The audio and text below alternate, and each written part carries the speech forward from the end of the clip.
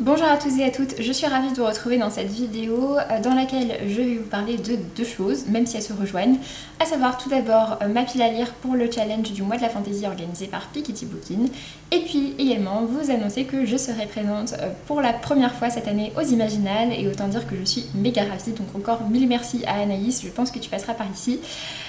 Et du coup voilà, je vais vous présenter ma pile à lire pour le mois de la fantaisie, pour les Imaginales, et du coup ça se regroupe quand même pas mal. Donc voilà, je tiens à dire que bien évidemment je vous ai sorti une pile à lire qui est juste monstrueuse et que je ne lirai bien entendu pas tout ça. Voilà, on va se mettre d'accord tout de suite. Ensuite, donc, pour ce qui est du mois de la fantaisie, donc comme je disais, c'est un challenge qui est organisé par Piketty Bookin. Je crois que c'est la 3e, peut-être 4e édition, quelque chose comme ça. Et le but c'est de lire de la fantaisie. Alors au départ c'est vraiment un challenge du mois de la fantaisie, donc le but c'est vraiment de lire de la fantaisie. Mais pour cette année, Piketty a décidé de l'élargir un petit peu au terme anglophone de fantasy, qui du coup désigne l'ensemble des littératures de l'imaginaire. Après pour ma part, ce que je préfère dans les littératures de l'imaginaire, c'est la fantasy, pure et dure. Et du coup, j'ai décidé pour ma part de faire un vrai entre guillemets mois de la fantaisie en lisant de la fantaisie parce que c'est un genre que j'adore mais vers lequel je ne me dirige pas forcément toujours autant que je le voudrais, déjà parce que c'est un genre avec souvent des livres assez gros qui impressionnent et voilà, du coup j'ai tendance à moins en lire, à pas en lire tant que ça, et finalement à chaque fois, chaque année je me dis mais quand même j'aimerais bien en lire plus, surtout que j'en ai plein dans ma bibliothèque. Là je vous ai mis une petite partie de tout ce qu'il y a dans ma bibliothèque en termes de fantaisie, hein, soyons bien d'accord. Mais voilà, du coup c'est vrai que j'aimerais bien en lire un petit peu plus. Pour ceux que ça intéresse, tout ce qui est des sous-genres de la fantasy, des différences entre les différentes littératures de l'imaginaire, etc. Je vous ai fait des vidéos par rapport à ça, également des vidéos sur des livres pour découvrir la fantasy. Je vous mettrai tout ça en barre d'informations. Donc n'hésitez pas à aller voir tout ça. Mais pour faire simple, en gros, la différence entre les trois principaux genres de l'imaginaire, donc l'ASF, c'est qu'il y a des éléments futuristes, ou en tout cas des éléments futuristes par rapport à l'époque à laquelle se passe le livre. Ensuite, on a le fantastique. Le fantastique, c'est quand ça se passe dans notre monde à nous, mais qu'il y a des éléments fantastiques, donc des éléments surnaturels. Et ensuite, donc, on a la fantaisie. La fantaisie, pour le coup, ça se passe dans un monde imaginaire et il y a souvent de la magie. Mais voilà, tout le monde entier est imaginaire. Voilà, pour faire simple. Et du coup, Piketty Bookin a décidé de mettre quelques catégories. Il y en a 10. Je crois qu'avec les livres que j'ai, ça remplit les 10.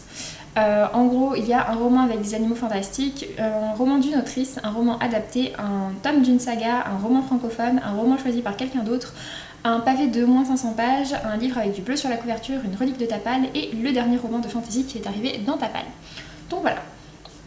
Et du coup, je vais vous présenter tout ça par petites catégories, à savoir une catégorie service presse, une catégorie imaginale et puis une catégorie le reste. Voilà. Du coup, pour commencer du côté des services presse, tout d'abord un service presse que j'ai depuis quelques temps dans ma pile à lire, mais on va dire que la taille m'impressionne un petit peu puisqu'il s'agit de l'intégrale de Terre-Mère par Ursula Le Guin.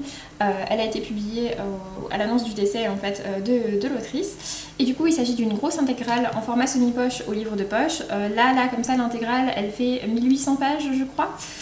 Donc autant dire que ça fait un peu flipper et que je ne lirai très certainement pas tout ça durant le mois de la fantaisie. Je pense peut-être lire le premier tome de Terre-Mère qui fait déjà 450 pages. Ah non, un peu moins, parce qu'il y en a déjà 2. Voilà, je sais pas exactement, je verrai. Je vais commencer. Et 270 pages le premier.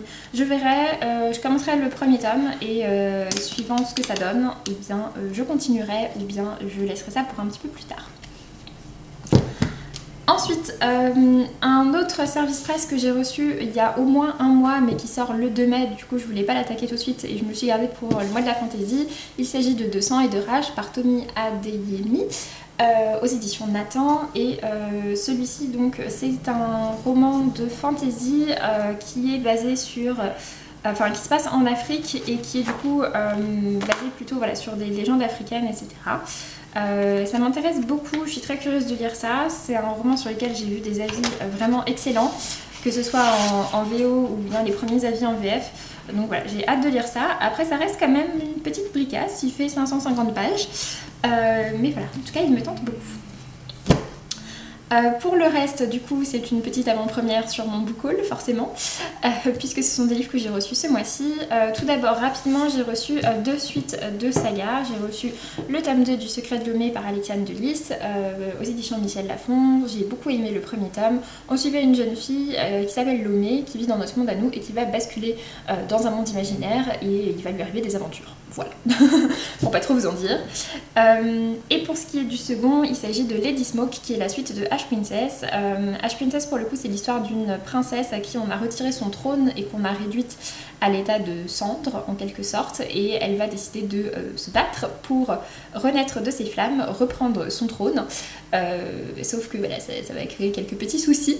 J'ai hâte de lire le second tome Lady Smoke, surtout que je pense, vu le titre, que ça va un petit peu s'articuler autour d'un personnage qui était un peu plus secondaire dans le premier tome et que j'avais trouvé super intéressant, donc j'ai hâte de lire ça. Et celui-ci donc est publié aux éditions Albin Michel Jeunesse. Et ensuite, j'ai également noté 2 autres titres qui sont à la fois des services presse et des livres que je vais lire avant les Imaginales, mais qui pour le coup, je ne pense pas, sont a priori pas de la fantasy, mais des littératures de l'imaginaire. Il s'agit de Cendre par Johanna Marine aux éditions Snag. Donc celui-ci, on est, si je dis pas de bêtises, sur du steampunk. Donc le steampunk, c'est de l'Uchronie rétro-futuriste et du coup de la SF. Pareil, je vous en avais parlé dans ma vidéo, mais en gros, ça se passe dans le passé, sauf que c'est une sorte de passé alternatif dans laquelle il y a beaucoup de mécanique et d'avancées technologiques, mais du coup voilà, c'est de la SF dans le passé.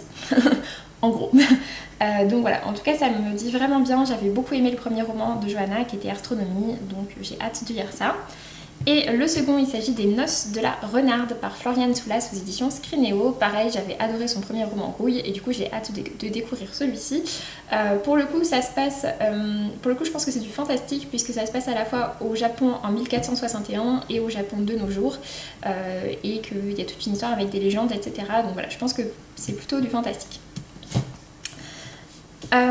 Ensuite, la petite pile à lire par rapport aux Imaginales, en sachant que dedans il y en a qui sont plus prioritaires que d'autres, puisqu'il y a des auteurs que je n'ai jamais lus et des auteurs dont j'aimerais bien lire des choses en plus pour pouvoir leur en parler. Donc voilà. Pour ce qui est des 2 livres vraiment prioritaires pour les Imaginales, le premier, il s'agit de Que passe l'hiver par David Brie aux éditions Pocket. Il vient de sortir chez Pocket voilà, j'en ai entendu vraiment du bien. Je saurais pas vous dire de quoi ça parle, j'ai pas trop envie de savoir de quoi ça parle. Bon, voilà. Et le second que je me suis noté, il s'agit de Des sorciers et des hommes par Thomas Géa aux éditions Critiques. Pour le coup, celui-ci, Estelle Faye l'a tellement bien vendu que j'ai hâte de le découvrir, et puis j'avais été très attirée par cette très jolie couverture. Donc voilà, ça pour le coup... Oui, c'est pareil, le résumé est pas super clair, il nous laisse montrer qu'il va y avoir des aventures, etc. Donc voilà, j'ai hâte de lire celui-ci également. Après, alors un autre auteur que j'ai également jamais lu, il s'agit de Patricia Downey avec son roman L'enfant de poussière aux éditions du Diable Vauvert. Je vous l'avais présenté dans un de mes derniers book hauls. Ma grand-mère m'a offert les 2 tomes qui sont sortis pour l'instant. Et pour le coup, donc Patricia Downey, à ce que j'ai compris, est née en Angleterre mais a vécu, vit depuis longtemps en France. Voilà, on est sur un roman de fantasy qui a l'air quand même assez sombre, avec un orphelin, etc. Voilà. Je suis désolée pour ces résumés super pourris, mais j'aime bien me lancer dans la fantasy sans trop en savoir. Ensuite, une autrice, alors pour le coup, non, je crois pas que je l'ai déjà lu. Il s'agit de Karina Rosenfeld avec son premier tome de sa duologie Zalim aux éditions Scrinéo. Pour le coup, celui-ci, je sais qu'on est sur de la fantasy à nouveau assez sombre avec Zalim qui est une créature qui fait très peur à tout le monde, en gros. Voilà, à nouveau un bon résumé pourri. Oui, voilà, c'est une sorte d'esprit qui vient parfois et qui peut être méchant. Voilà, en tout cas j'avais entendu beaucoup de bien à sa sortie, je suis curieuse de le découvrir. Ensuite, pour le coup, les 3 suivants sont des auteurs que j'ai déjà lus. La première, il s'agit d'Estelle Faye avec son nouveau pavé, à savoir Les Révoltés de Bohème. J'aimerais beaucoup le lire avant les Imaginales pour en parler avec Estelle, mais il y a moyen que je ne le lise pas avant les Imaginales.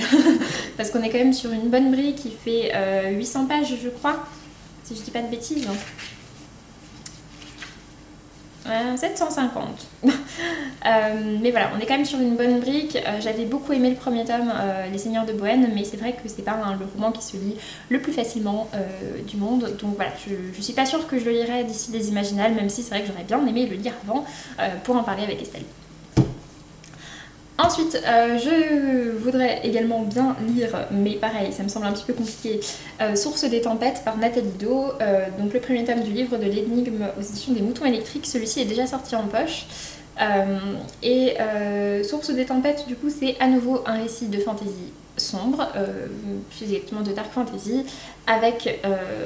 et le sous-titre derrière, c'est Les ténèbres ont un cœur de lumière. Voilà. Donc...